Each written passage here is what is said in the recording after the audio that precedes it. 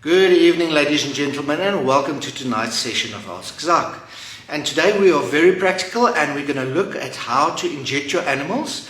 And when we talk about the animals, the type of animals, we're looking at your ruminants, your cattle, sheep and goats. So first and foremost, a few things that you need to have in place before you even inject your animal is, of course, your weight of your animal. It is incredibly important. All medications that you inject into your animal works according to body mass.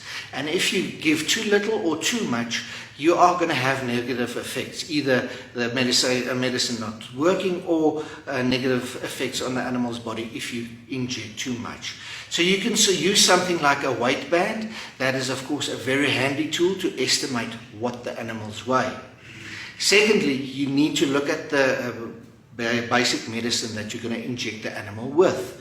If you shake the bottle around and look inside, you will see they are not always the same thickness. Something like an antibiotic, terramycin or Ultratec, you'll see it's a more oil base, so it's a thicker liquid that you've got there, where with your vaccination it's a very watery, flows very easily. So that's a very big difference between some of the medications.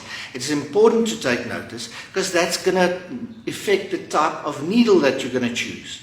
So of course, for your thicker liquids like your what we call our antibiotics, we use a thicker type of needle, 16 or 17 gauge. Also, when it comes down to your vaccination, you can use something very nice and thin like a 21 or 22 gauge needle.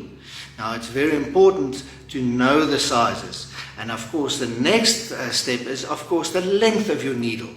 When you apply intramuscular inside the muscle of the animal, you're going to, of course, need a longer type needle to give the medication in the correct location.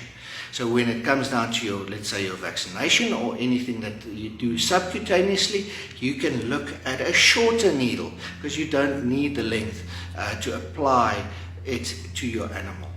Of course, a very important thing is when you get to inject your animal, you need to inject them in the correct place. Now, most of us are used to injecting them into the muscle, into the butt. That's a nice big muscle that we'd like to inject to, but that's not the correct place to do it. The correct place is in the neck triangle. Now, the main thinking behind it is in the butt is most of your valuable meat that you get rand and cents for if you sell the animal. So if you damage that meat by injecting incorrectly or maybe injecting too much, then you're going to get a lower price where your meat in the neck is not as valuable. So it's very important that you identify that neck triangle, that as you can see in the images that I'm sharing on the screen now, and make sure you inject into those areas because that's the best place to do it. If you are unsure, of course, Google is a very nice friend. Go and look up injection sites for animals. It explains very nicely where to inject. Just make sure you do it in the neck triangle. For more information, of course, contact your nearest Alzu one-stop shop or your nearest technical advisor for assistance and, of course, more information. So till next week, same time, same place. Have a good evening. Goodbye.